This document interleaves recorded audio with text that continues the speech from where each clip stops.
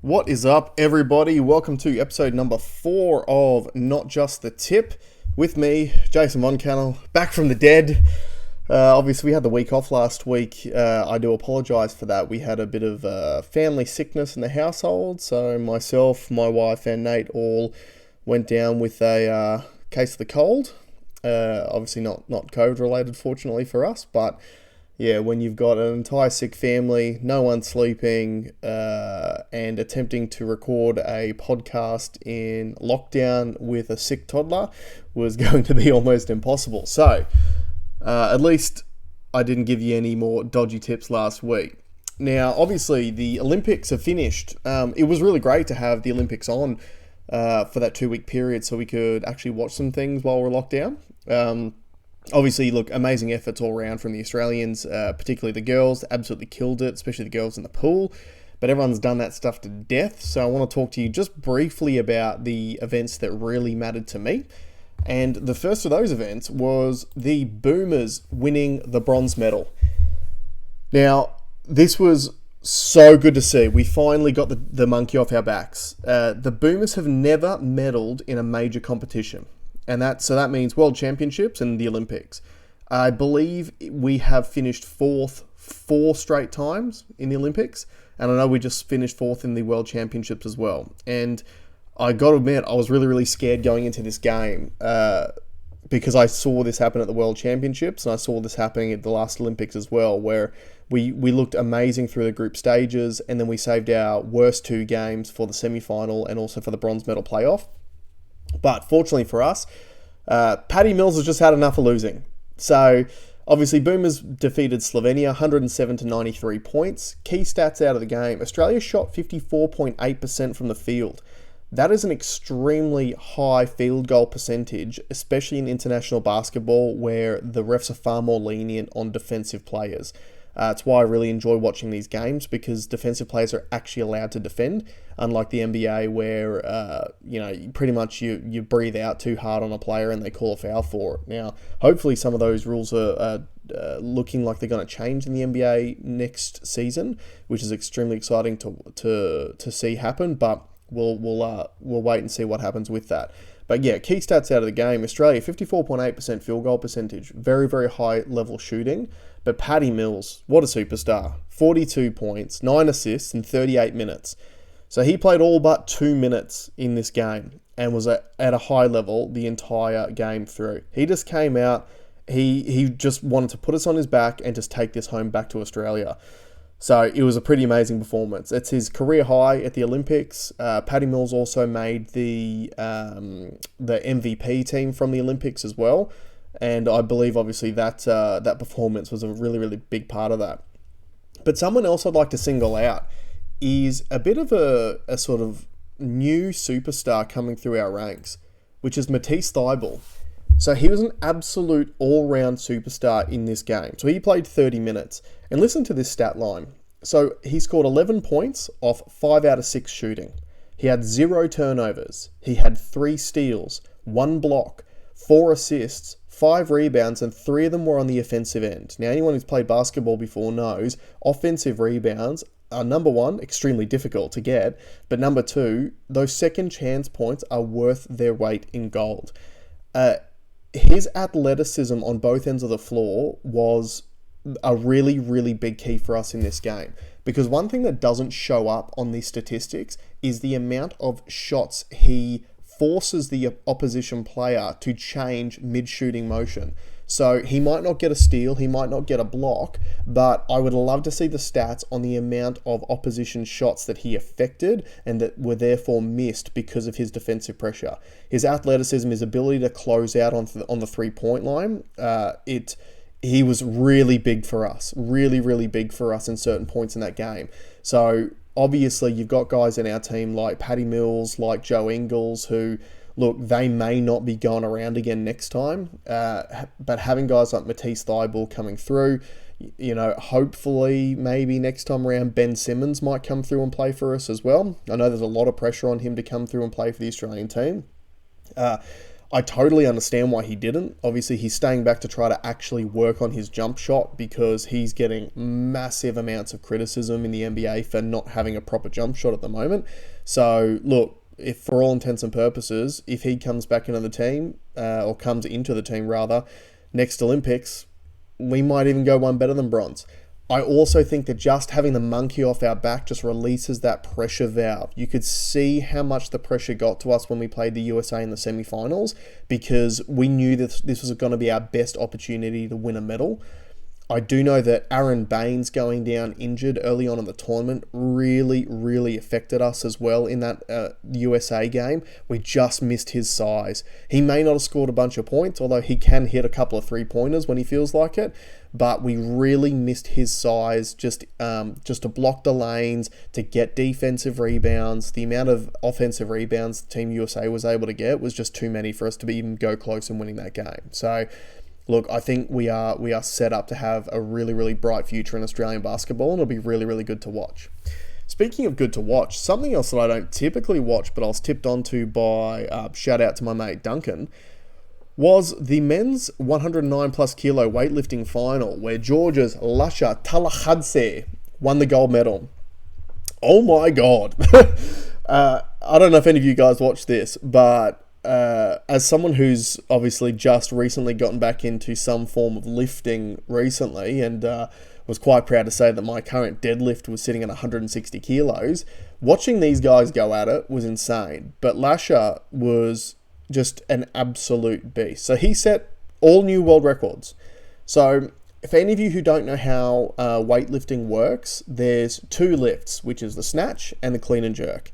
And essentially what you do is you get 3 chances at each of those lifts, and they take your highest weighted score per lift and then add them together, and then that deems who wins the competition.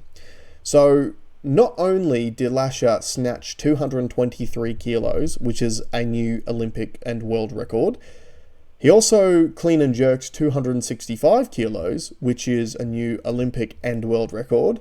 And then his total of 488 kilograms was also a new Olympic and world record. Just an absolute freak. So Duncan was hitting me up before this event because he thought there was a chance that Lasha was actually going to lift the 500 kilo mark. I do not think he's far off at all. So this actually has me really pumped to see him compete next time around. But geez, that's insane. That is absolutely insane. And great job to Lasha Talakhadze. Now, let's go on to the NRL. So, in last week's round of the NRL, so I've actually left up my key observations from 2 weeks ago because they're becoming more and more relevant. And I've updated the average winning margins as well. So just to refresh your memory, particularly for audio listeners, my key observations from a few weeks ago were that refs were being more lenient on high contact, teams are exploiting the 6 again rule, and average margins are reducing. So just on that last point of the average margins are reducing, that is definitely the case, particularly when you look at last weekend. So the average winning margin of last weekend was only 12 points. So that's come right down from a top of 26.75 points back in round 16. And obviously that resulted in a lot of really close games last weekend. So pretty much all the games are really exciting and good to watch last weekend, which is really, it's been nice for a change. That first point, refs more lenient on high contact.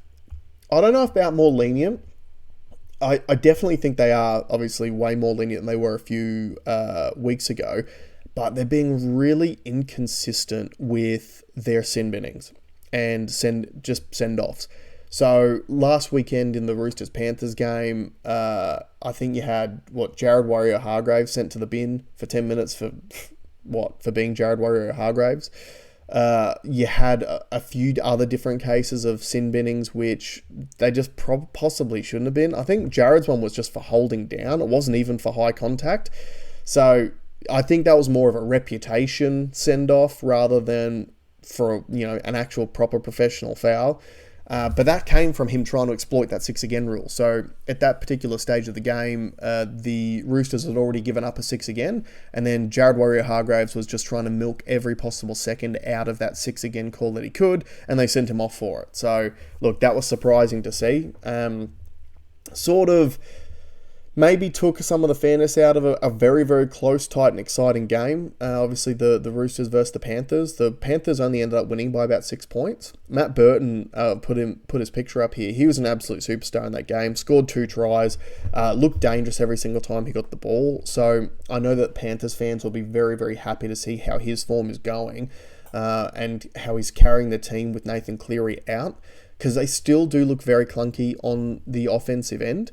And look, that makes sense when you lose someone like a Cleary out of that team, because Matt Burton is a very similar player to Jerome Luai.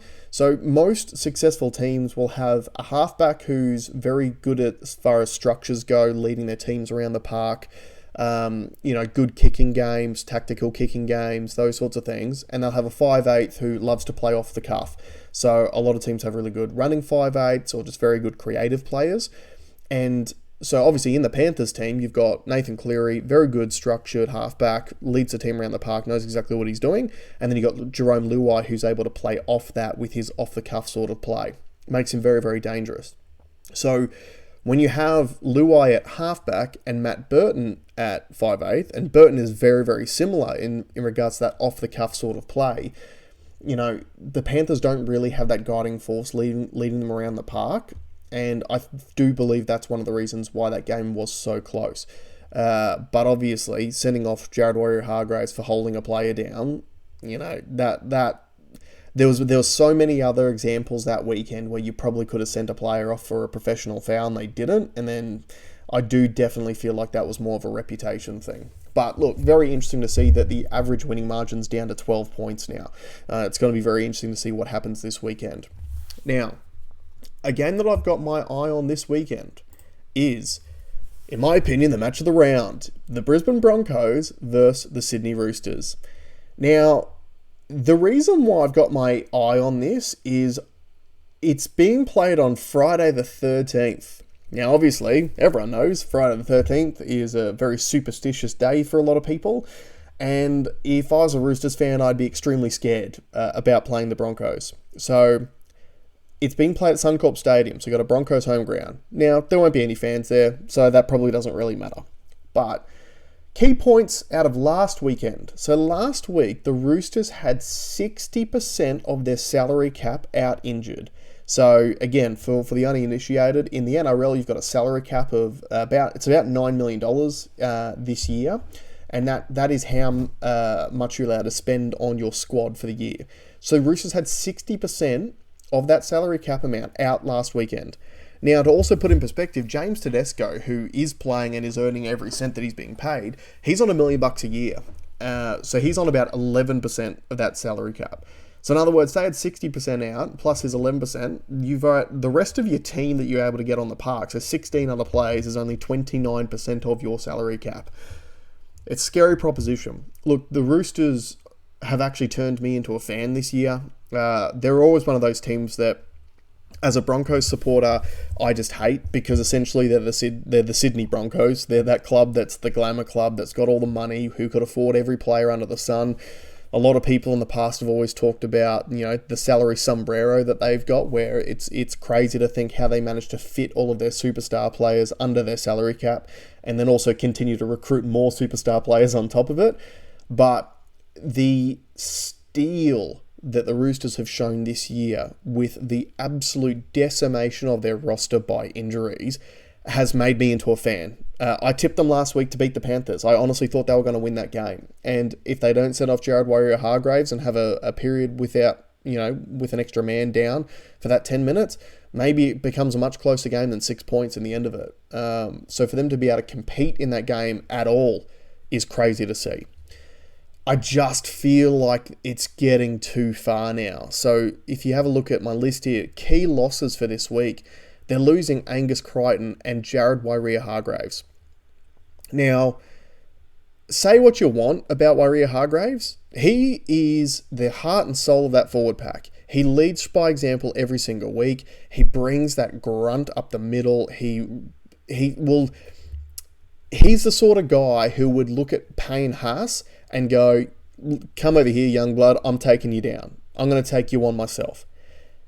He's a massive loss for that team that can't be understated. I know he hands away some penalties here and there, but you just cannot understate how big a part of that team he is.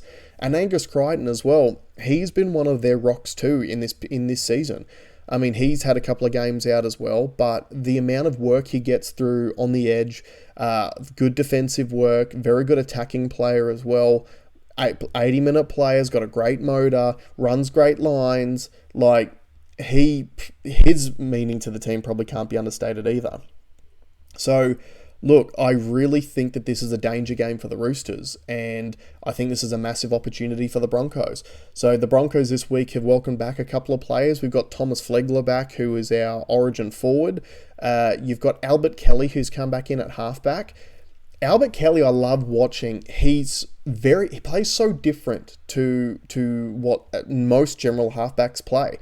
And I think that you'll remember the Broncos beat the Roosters earlier this season with Albert Kelly at halfback because he's very unpredictable. Very, very unpredictable. I just feel like the injuries and just this stage of the season too, obviously, it's getting very long in the tooth in the season. I don't know how much these senior players from the Roosters can keep just turning up every week. Obviously, James Tedesco is playing absolutely out of his skin for a guy in a team under so much pressure. I just don't know how much longer these guys can keep turning up for. So that is why my tips for this week are all centered around this game. My lock of the week is the Broncos to beat the Roosters, which is currently paying $4.50. $4.50 for a team that's got 60% of their salary cap injured and who's just lost two of their senior leadership team players. $4.50 is ridiculous value. So that's my lock of the week. I'm also rolling that into my speculator multi of the week, which is Broncos to defeat the Roosters at $4.50. I think it's going to be a really gritty, to be honest, it's probably going to be a shit game to watch. I don't think there's going to be a lot of points scored. I think it's going to be ugly. I think there's going to be a lot of dropped ball because obviously the Roosters have heaps of their players out and the Broncos love to drop all the ball all the week anyway. I think the defense is going to be pretty good from both sides. So I've gone neither team to score 30 points at $2.78. And anytime try score of Corey Oates. Corey Oates has come back into a certain degree of form, and I do feel like, obviously we've got Xavier Coates back as well, but I do feel like Corey Oates is always good for a try. He is a very, very good finisher. Look, Xavier Coates is leaving the team at the end of this year, so if I was coaching, I would probably be trying to attack down the side of the players who are sticking around so you can work on those combinations. And anytime try scorer for Corey Oates is paying $2.20. So all up, that gives you a total odds of $13.75. Look, that may or may not happen, obviously. Most of my tips, well, all of my tips so far haven't happened anyway. But I just look at this and I just say, on Friday the 13th, at a Suncorp Stadium that'll be completely empty, if I was a Roosters fan, I would just be shitting my pants at the prospect of losing to the Broncos twice in one season, and I can just see it happening. So, to reconfirm those for you, my lock of the week is the Broncos to beat the Roosters at $4.50. My speculator multi is Broncos to beat the Roosters, neither team to score 30 points or more, and anytime try scorer Corey Oates for total odds of $13.75.